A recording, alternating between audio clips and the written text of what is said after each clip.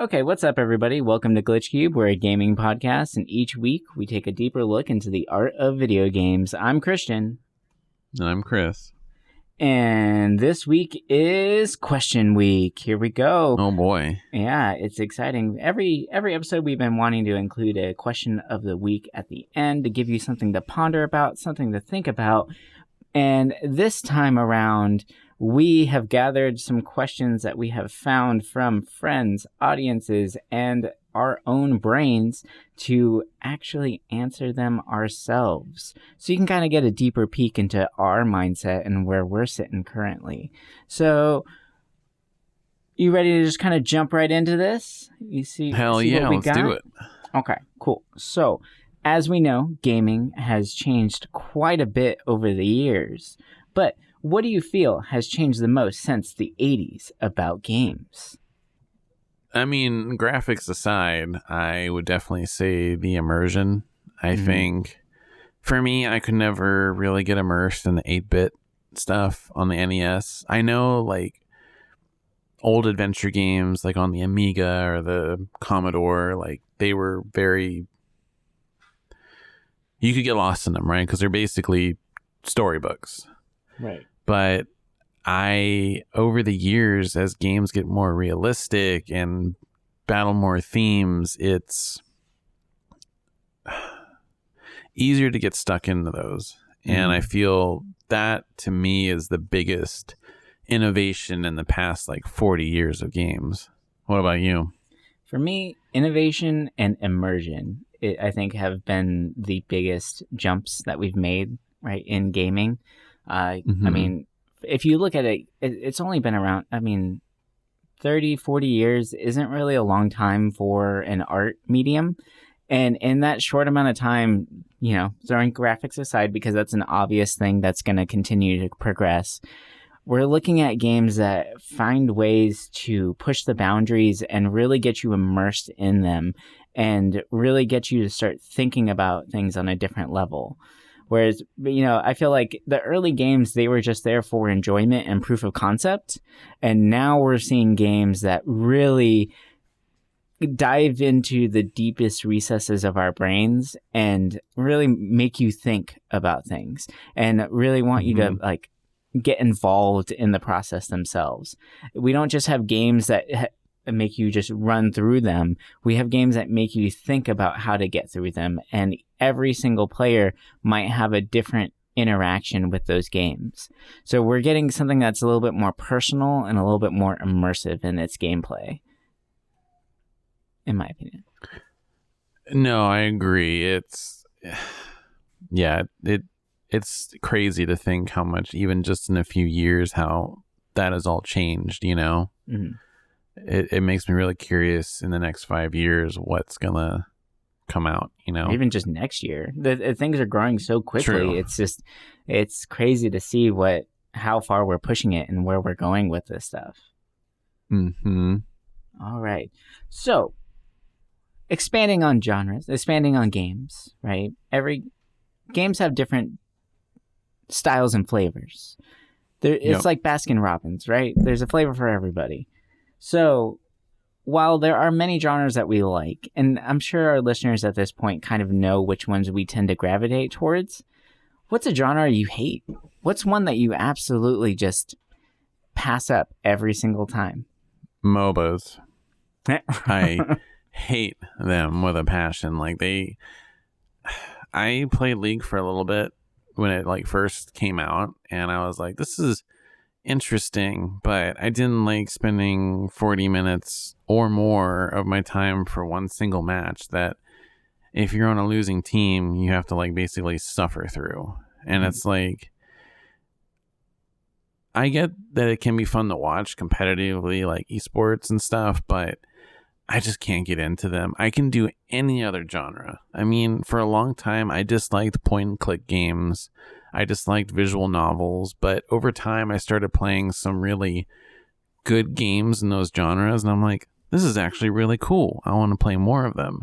But I've never felt that way about, a MOBA. I think the only one that I ever really cared for, if you counted a MOBA, was this little game on the Xbox Live Arcade called Happy Wars. I was addicted to that game at one point. I literally played it every day with my partner for hours, and it was cute. It was simple. We destroyed towers together, and it was a lot of fun. But other than that, I cannot get into them. What about you? For me, I mean, this sports games, and I have to say, like, really, the reason why I dislike sports games is, like, I'm not a big sports fanatic in general. I mean, I don't watch football. I don't really care about baseball, so I already don't know who these people are to begin with. But my biggest thing, like, looking at it from a gaming standpoint and kind of expanding on what we were just talking about in the previous question, is the lack of innovation. It's the same game no matter what, because you can't change the model of a classic sports game. People play those games because they want to emulate the idea of actually being in a stadium and playing themselves, right? They're living out their lifelong dreams of being the best quarterback in the world or whatever it may be, right? But that creates this lack of innovation and change within the games. The only thing that's updating is the graphics. Besides that, the gameplay is the same, the concepts are the same, the rules never change, and there's no growth in that system. And I think that's what, like, really makes me not care about it at all, is because of the lack of growth. I want to see change. I want to see updates. That's why, I mean, every other genre, you see them pushing it by adding in something else. But unfortunately, you can't do that with these kind of games. They have to stay the way they are.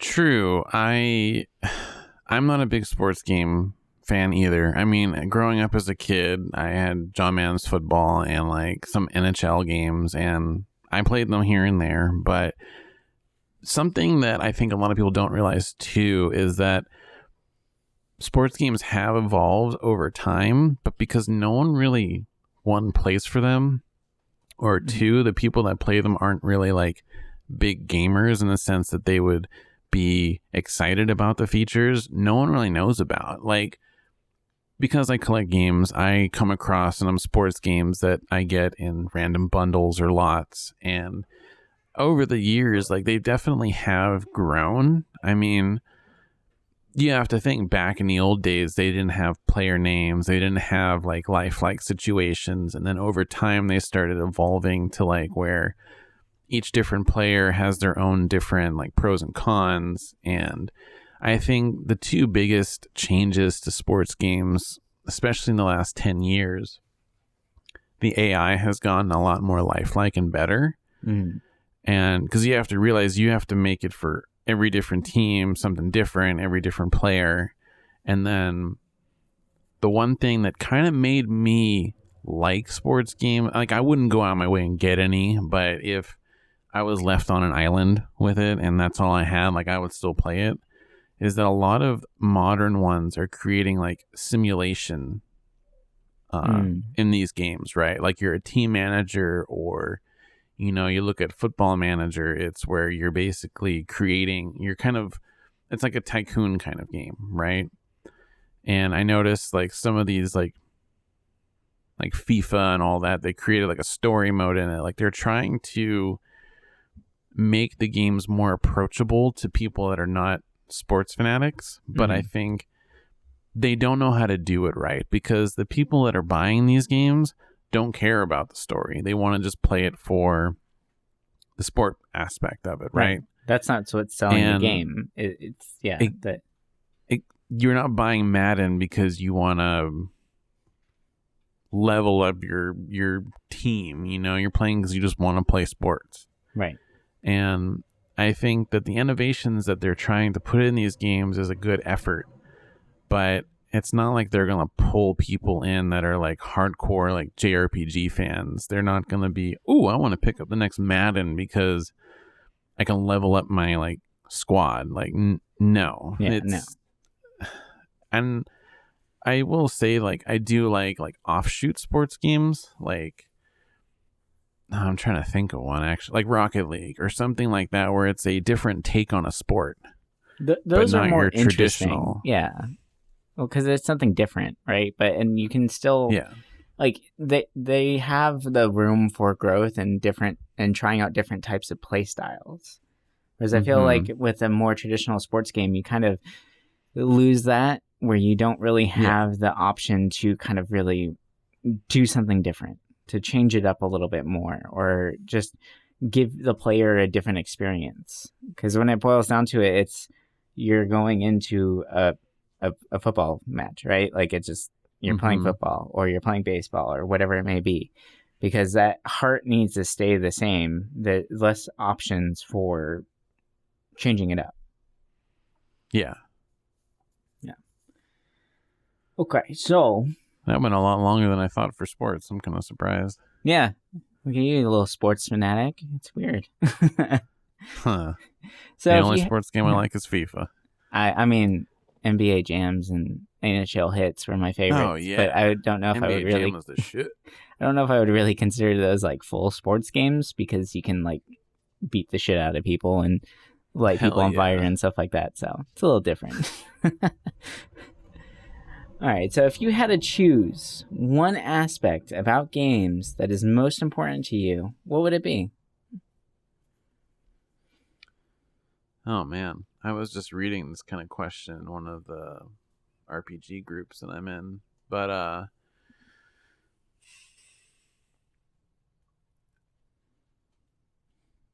I constantly think about how, like, especially the RPGs have changed since the 90s to now, right? Where stories were the number one thing. And we always had amazing stories in them. And now it's all about having amazing gameplay. I think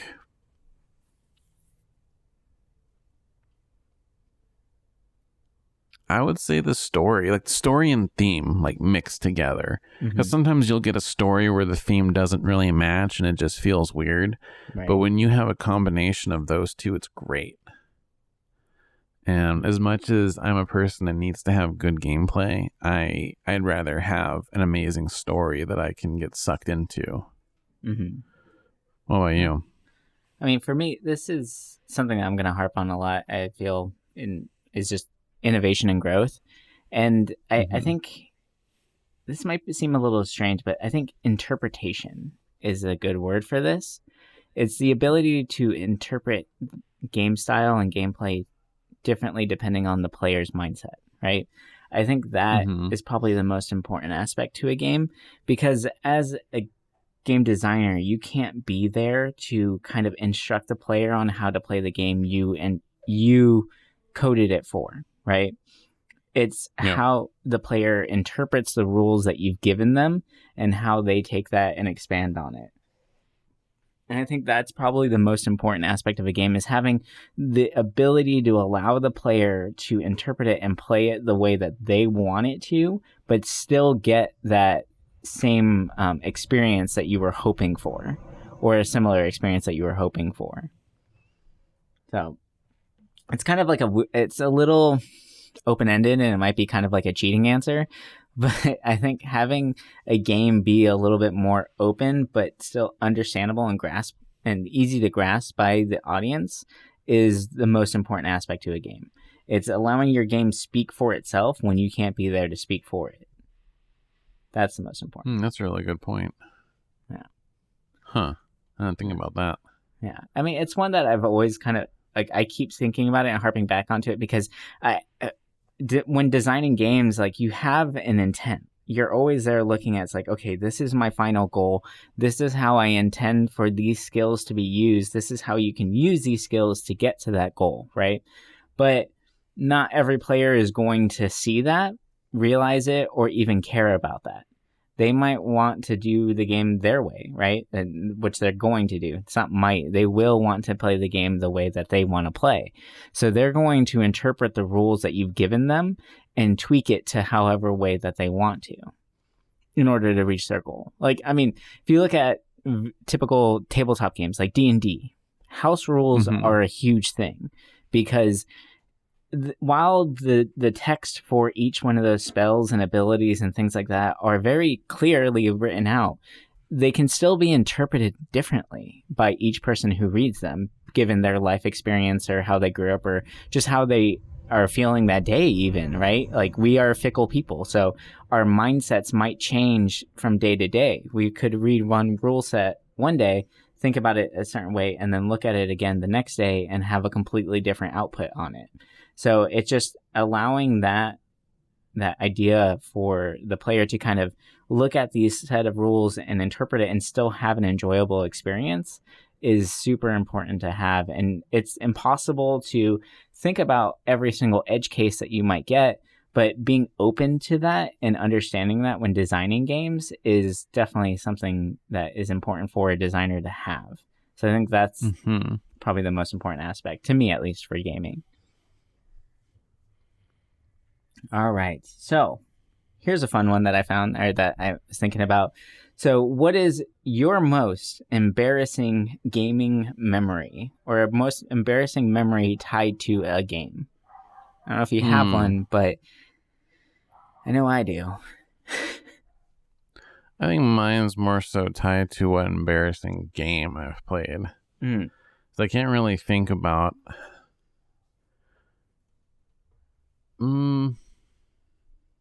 Yeah, it's more. I guess the embarrassing game kind of plays into an embarrassing like situation too. But when I was younger, not younger, but like when the internet was like having all the Flash games around, I used to love going on like Newgrounds and like playing those like dating Flash games. And I just remember, it's dumb, but I thought they were kind of fun. I was like, oh, this is kind of cool, you know? It was different and felt edgy.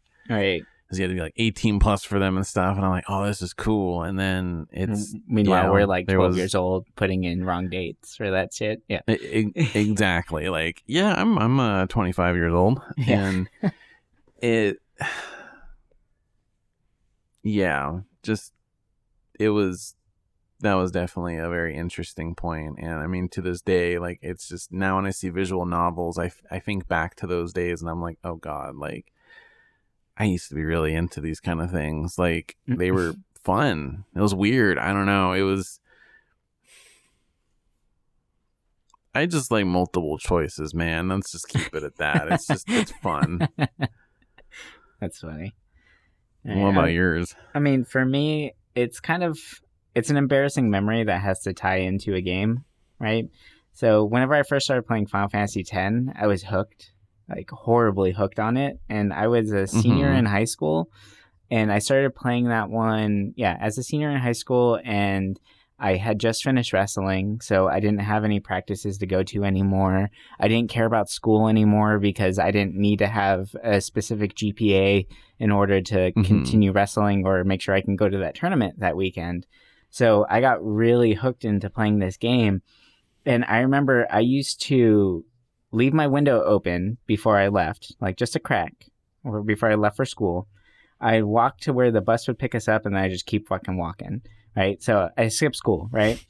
And then whenever my mom and stepdad would leave for work, I would come back, crawl through my window, and then just start playing the game and play it all day. Man. So like I was sneaking back into my own house to play this game. And I remember one day, my mom came home early from work. This is like noon. I guess she was sick and she needed to get home. So like I heard her come, like the car pull up, and I flipped the fuck out. And I instantly turned everything off, and I opened up my window, right? And I waited for the door to open, and I jumped out my window. And then I just went and walked around our community for like 4 hours before like the time that I would normally be coming home. And then I waited for the bus to pull up, and then I started walking with a group of kids with the bus to come back home. so like I went so far so that I could play this game because I just wanted to keep playing Final Fantasy X. Like I loved that story and I was so enthralled by it, whereas it's like, nope, I'm not going to school today. I'm going to keep playing this game. I'm doing this. Like it was so dumb. And to have to like duck in a bush to get away from the house and like crawl through my window, it's just it was ridiculous. And actually I might get yelled at if my mom ever listens to this episode, because I don't think she actually knows that I did that. So here we go. Sorry, Mom. You raised a gamer that skipped school a lot. I mean, at least the game was worth it. Yeah, right? I mean, I think so. It helped inspire me to do everything that I'm doing now and even start making this podcast, like those kind of games and those memories of them.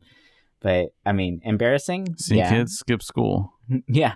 It pays off. It does. It doesn't. Don't do it. Don't do that. It's dumb. But, yeah, I mean, embarrassing? Yes. Dumb? Yeah, real dumb. Go to school. Just go to school. It's just finish, right? If you don't want to be there, just finish. At least finish it. Yeah, exactly. It's so stupid. All right. So moving on to the next question. So when playing a game, what is the build that you usually gravitate to? Well, I'll make this kind of quick for each one because I feel like over time I've like changed my preferred builds, right? Mm-hmm. When I was younger, I love like magic warriors, right? So like I guess paladin, stuff like that. Anyone that could like enchant their weapon with magic. I thought it was super cool. And I always played that. When I became like a teenager, I really loved summoning classes. That's like Final Fantasy X or 6, where your summons are on the screen. They look cool. I always wanted to be like a mage or a summoner. And then as an adult, I always pick like rogues or thieves. I don't know why. I feel like I've really grown to like the luck-based system. Mm-hmm. It's fun having that chance of doing a crit, and it always makes it exciting. It challenges me not to play like a warrior where I just run in front of everything. I have to be more careful, right. And it's a lot of fun. I don't know. I back when I was younger, I did not like the class at all. Like I would avoid having them in my party because I never found them useful. I know steal is a good skill in a lot of RPGs, but I just usually played without it. Right. It was like, I'd rather have an extra mage to deal more damage or it always felt like a wasted turn, right? Especially if like you missed the steal. It's like, well, crap.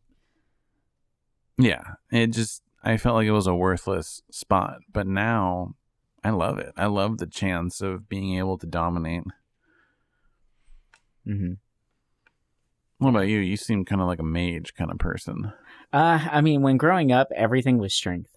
Everything was strength based. I was just straight warrior classes, everything like just give me damage output. Let me just bash my way through these games. And maybe that's why a lot of those games were really hard for me when I was younger, because I didn't realize like the simple nuances of spells and like all these other features from these classes. I just focused on how many attackers can I get in the field and how much damage can I do per turn, right?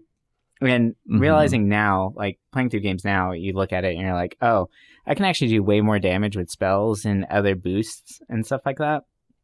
And that's definitely something now as I'm playing. I love mages, and like I will always have a black mage in my party that is always topped out, and I try and focus on making sure that they get to the highest level that they can possibly get to as early as possible, just by pure grinding and whatnot. But I always like to have just a pure just attack person. Like they usually don't have anything on them. There's no real like frills or anything like that. They're just pure strength, where it's like whenever all else fails, I have somebody that's going to hit them hard as hell. And like that's just kind of something I've kept whenever I was younger. I mean, for me, like one of the big things too, whenever it comes to like game builds and things like that, like when playing games like, I guess like Overwatch, right? Mm-hmm. I will never pick support just because that's boring for me. I don't know why. Like I understand that. Like I get whenever I used to play that game a lot, I used to get pissed when people wouldn't pick support, even though I would always be like, "Nah, I'm not doing that." Yeah, like and no, it used to annoy me too. I was like, "We need a healer," and I'm like, "I'm not doing it though." But it's just one of those things that it's just kind of funny to think about. Looking back at it, it's like, well, I can just be the healer, right? Like, if no one else is going to do it, somebody has to. Otherwise, we're just going to get wrecked. But I would just always refuse to be support players. Like I always wanted to just be running out there in the field and just do as much damage as I can, then die, and then start over. So it's kind of funny to see where my mindset's changing now, because now like I'm actually looking at healer classes and support things, like to kind of expand on that. Like with the D&D campaign that I'm currently working on, I'm actually the cleric in it, and I've never been a cleric before. I've never been the healer type, and I keep trying to like I keep finding ways of like, oh, well, there's a new war domain for the cleric, and that means I can put out extra damage output and I can focus on attacking, but that's not what a cleric is supposed to do. So like I keep looking at that stuff and being like, ooh, shiny new toy, let me grab an axe. And then I'm like, you know what? No, stop it. Like, go back to the roots of this. Let's figure this out. Let's actually make this work for the party instead of me just ending up being the reason why we all have a TPK, right? Like, really start thinking about it and be more strategical about it. So that's kind of where I'm at as far as my build goes. And it's funny to see the progression as we get older. Like, we start out with just purely just hit it until it dies, right? Then now it's like, okay, like, let's make sure that we can do enough damage while staying alive, because that's the most important thing, because we need to continue the story.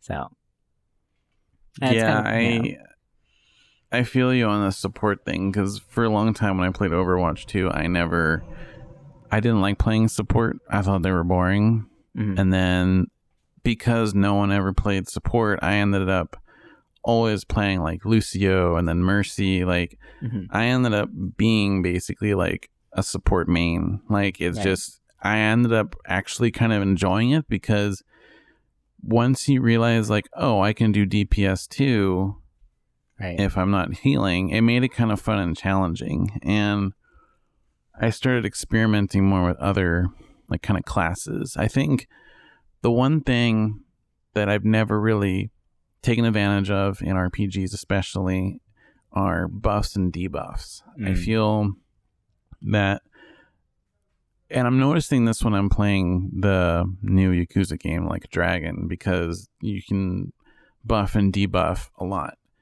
I never really did that too much in other games. Like I never really tried to take a chance and poison a boss or silence, and I'm starting to do that. Like when I played Final Fantasy VI not too long ago, I started casting like confuse or stop on bosses, and I'm like, oh my god, it worked. Yeah, and it makes it so much easier.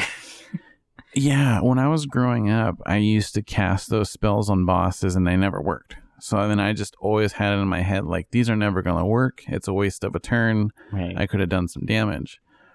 But now that I'm doing it and I'm seeing it works and makes things easier, I'm like, I need to keep trying this. Like it's cool. I still feel weird doing it because I'm like, oh, it could be a turn best used for something else, but it's making me kind of enjoy like support classes in RPGs too, because that's definitely a field that I've neglected. Yeah, no, I agreed. Same.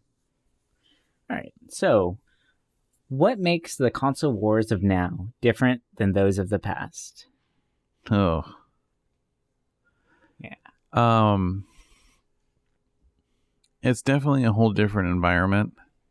I think when you look back to, I mean, the earliest console war, you could say, was Atari against the arcades, but they didn't really start getting noticed until it was Nintendo versus Sega. And when I was watching that show on Netflix, I think it was High Score, they kind of really went over it on one or two episodes, and it was kind of interesting how there was a lot of like commercials that poked jabs at each other, and that console war brought a lot of innovations in games because they were trying to compete, right? The Nintendo was a powerhouse for RPGs and platformers, whereas the Genesis was a sports powerhouse and like action games, shooters. Like it was, they both had their pros and cons of each one.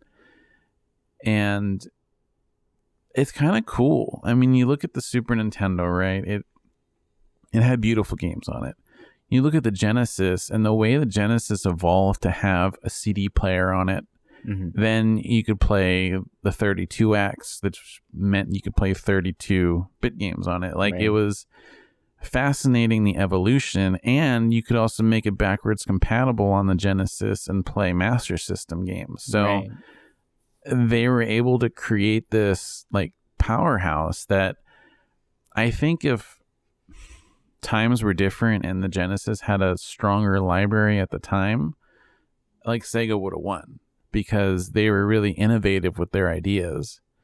But as time went on and Sony got into the picture, like, I think once Sony got into the picture and showed that there's more than just Nintendo and Sega for that generation, it really changed things, right? Because competition breeds innovation, and Sony really changed things because they were taking RPGs to a new level, making them innovative, and it had a combination of everything in its library. Like, you look back and it's so diverse compared to the N64, which wasn't really diverse at all, and then the Sega Saturn, which was kind of a flop out here in the West. Even though it had some amazing games on it, it just never took off here. Like, I remember growing up, I saw Sega Saturn cases in the game store, but I never ever thought about getting one. And I mean, as a kid, those games didn't really look interesting to me, and I had a Genesis growing up, but then my next console then was a Dreamcast. I think that generation of the war was interesting because that's when you start seeing the growth, right? I mean, Nintendo kind of took a back step with the GameCube, which was really awesome too. I mean, I love. But when Xbox jumped in, it was, now you have like 4 people competing, and it's sad that Sega was basically dropped out of the race, but their contributions to the other consoles made it much more interesting. And to tie it into now, I think we're looking at the console wars in a much different way. It's not so much a competition anymore, right? Because look at Nintendo, they're not trying to compete at all. No. They know people are just going to buy their stuff because it's handheld. And they have a dedicated player base because it's Nintendo. And with Sony and Microsoft, I mean, especially with this new launch, Xbox wants to be more about encompassing everybody, right? Game Pass is the Netflix of games, and it's simple, it's easy for people, and they want everybody to be able to play their games, right? They have that payment deal where you can pay for 2 years, small amount, get their console, enjoy their stuff. They don't care about exclusives, at least yet. They haven't mentioned anything really about exclusives. They say they're not going to do anything like that, but they probably will. I mean, they kind of have to. Whereas for money, they have to. I mean, they're buying all these big companies like Bethesda and all that, so it's like, you know, they're going to do something. At least the game will maybe release on the PlayStation 5, but there's going to be something locked to just the Xbox version. That's what I'm thinking. Yeah. And with Sony, it's more of the same for them. They're creating different innovations in other ways than Microsoft. And I think it's more so where the diehard, like, gaming fans that are still with consoles and not PC, the PlayStation is more viable, I guess you could say, because it has the exclusives. It has, like, you expect like the best from Sony, because over the years they've always done really well. Whereas Microsoft, it's more of like anybody could jump in and play, and it's kind of like a pre-built PC when you look at the Series X. Right. And I think as time goes on, this whole streaming stuff with Game Pass, and not counting the Stadia, but I think it's going to be a big competition, and I think Microsoft has that in their field because you look at the PlayStation Now service, it's really expensive for a whole year of it, but Yeah, it is. It's you too get much. like 300 or 500 games on it. Like I looked at the library the other day, it's got a lot of great games on it, like amazing compared to Game Pass, like huge variety. But Game Pass is so cheap and easy, it easily beats it out of the water. Yeah. I think Sony needs to cut their price on it and be more competitive with Microsoft if they wanted to really win. But I think in this day and age, there's really not much of a competition anymore. They're kind of all working together in different ways. Yeah. Wow, I really kind of ramble on that. My bad. No, you're good, man. You're good. I mean, for me, simply put, like you kind of touched on it in your answer too, is that like from what I noticed from game or console wars from the past to now, is that previous consoles were kind of made and tailored for certain genres and certain players, right? Like you mentioned, like the Super Nintendo was big with RPGs and kind of like family style games and like kind of that sense of bringing people together to play. Whereas other consoles were more focused on like sports games or like shooters or whatnot, right? Like there was specific genres built for specific consoles, and it kind of stayed that way for quite a while. And then now what we're seeing, like in the more recent ones, is the fact that like every console has every style genre on it now, and I feel like that kind of just is that's what's evolving the console wars. Is the fact that now that every console has all the genres available to them, and it's not just you buy a Nintendo to play RPGs or you buy Sega to play X, right? Like you're not buying these consoles for these specific games anymore. Now it's all about ease of access and how do you share it with others, right? So I think that's the biggest difference as far as the console wars goes now is where is the ease of access? How many hands can you get your console to? Because you'll be able to play all the games on every console.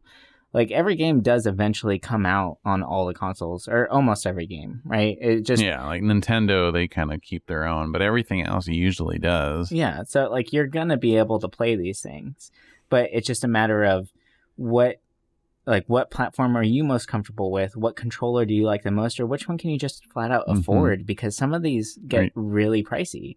And I think Xbox is really smart with the way that they're pitching this new console because they're making it easier for people to get it and easier to afford. They're making it so that you have a payment plan where if you don't have the money to outright get it now, you can just pay it off in small chunks over time. Like that's brilliant. Because that's going to get people excited and get them to actually buy that over the other systems for that ease of access. So I think another thing with Microsoft is that they were kind of the ones to really push the whole crossplay thing. Yeah. Like them kind of partnering, not officially partnering, but them getting really good terms with Nintendo really changed things. How, in the beginning, you were able to play Minecraft with people from Xbox and the Switch together, which was crazy, and how Sony was so against it. Like they had the option to do crossplay. They just never wanted to do it. And I think because how Microsoft just wants to be on every platform, right? They already said that they'd be interested in putting Game Pass on the Switch. I could see, I think there's going to be a big collaboration between Steam and Microsoft because they've been in talks.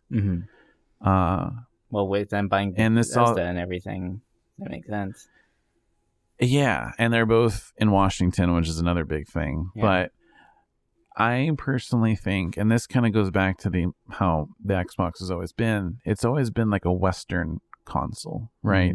Yeah, it's never really been big in Japan. I mean, the 360 in Japan had some really amazing like shoot 'em ups that never came out over here, and they're actually very rare to find. But over there, a lot of these Western games were never big, whereas the PlayStation, it's big on both areas.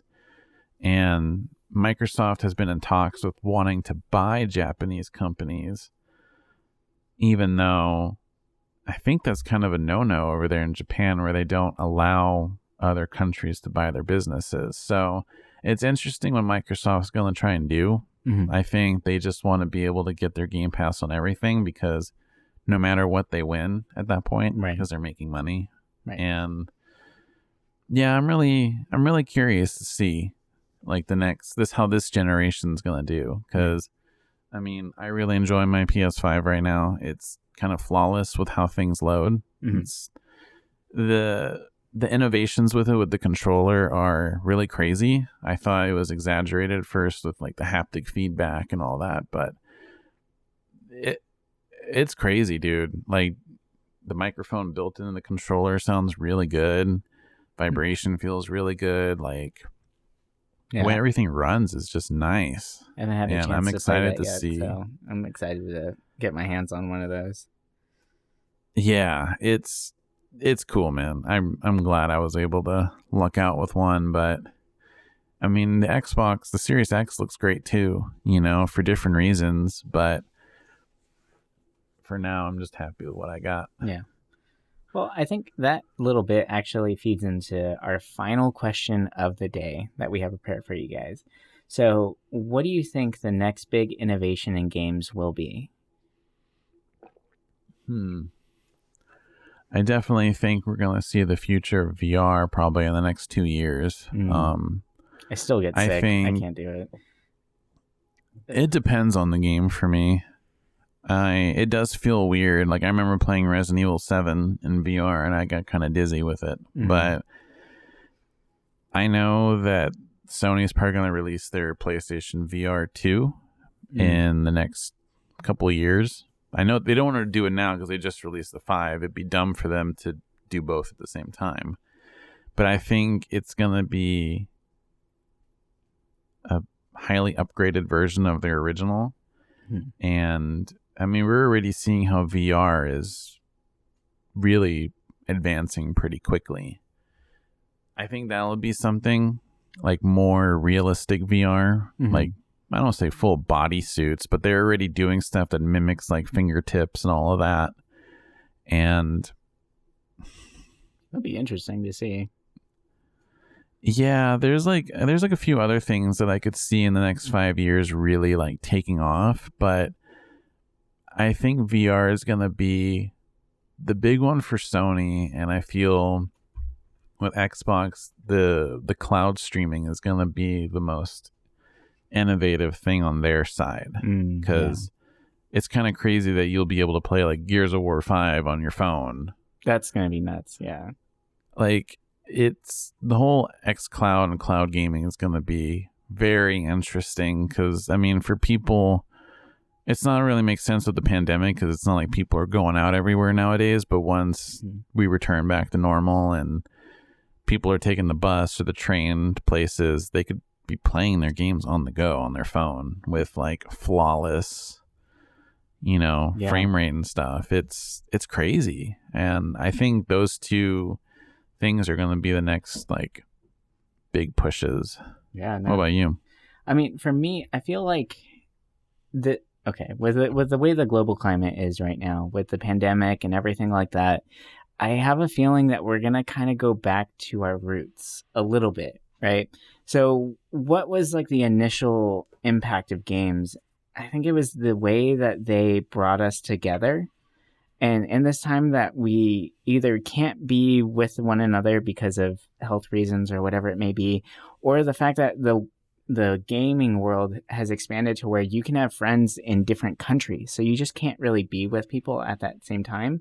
I think crossplay and that idea of couch co-op is going to continue to expand more and more. Like, we already see that now. Like, Steam has the support where you can play co-op games together across systems. You don't have to be in the same room anymore, but it's still kind of buggy and it's not there yet. Other systems like Parsec allow you to do that same thing, where you only need one copy of the game and then you can have your other friends join in with you, which is fantastic.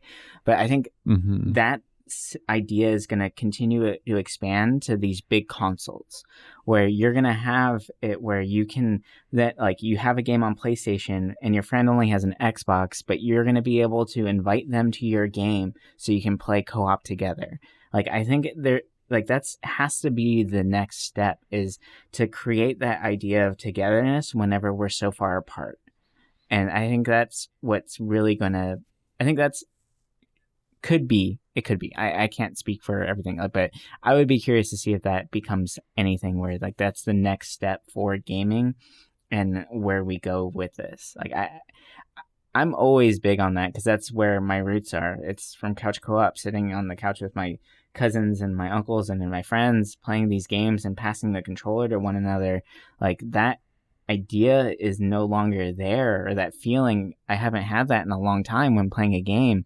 So bringing that back is just going to help expand the interest of games and just create that sense of togetherness that they had before that we kind of lost now. So yeah. And go ahead. It's like they're definitely working on the crossplay a lot better. Yeah. Right. So, I mean, that's something they're working on. I think going off of that, the local aspect, I think that'll be the next big thing for consoles, because it's okay on the PC with Parsec and all that, but consoles don't have that feature, you know? Right. And something that I tested out yesterday with one of my friends, on the PlayStation 5, you can share your screen. Oh, really? So instead of having to watch, say, me on Twitch, right, play a game, I can share my screen with you, and you can pin the little screen. I mean, you can make it full screen if you really wanted to watch me, but say you're playing Spider-Man and I'm playing Demon Souls. I can share my screen, and you can pin a little square somewhere on your screen. It can be anywhere, and it's a broadcast of me. That's cool. So you can watch me play while you play your own game. And I don't see any frame drops, nothing. Like, I was able to watch my friend play Astro's Playground while I'm playing Spider-Man, and it looked great. See, that's awesome. Audio shared. It's cool. It's like you can both play games, watch each other talk, and it's crazy. Yeah. And I think that sense of being together whenever, that's awesome. Yeah, it's insane. Yeah. Well, all right. With that, I mean, I think it's time. I mean, I know what time it is. Do you know, Chris? One more question. I think it's time for one more question, but I think this time, it's for the audience, for them to answer. Oh, yeah. So what? I'm sick of answering questions. I know. I'm kind of tired of it now at this point, too. I think we've answered enough, and I think it's time for you guys to kind of join in this conversation. So do you have a question for our lovely audience, Chris? Out of all the ones that we talked about today, I think the one that'd be most interesting to hear from all of you would be, what do you think is the next big innovation in either this current console generation or the next, or even with PCs? What's going to be the next mind-blowing thing to make our lives either easier or more interesting? Right. Yeah, no, I think that's going to be a perfect question.